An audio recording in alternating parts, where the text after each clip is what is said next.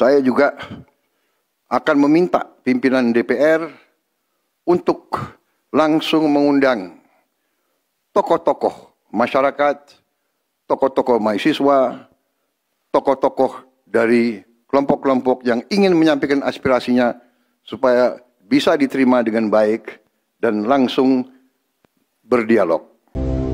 Pemimpin di pusat, pemimpin di provinsi, pemimpin di kabupaten kota, pemimpin di kecamatan, pemimpin di desa. Jaga kepercayaan rakyat. Jangan menipu rakyat. Jaga. Ini eksperimen drone eksperimen drone. Eksperimen. Ya, ini eksperimen. Drone. Kalau tidak mau mengabdi kepada rakyat, jangan mau menerima mandat dari rakyat.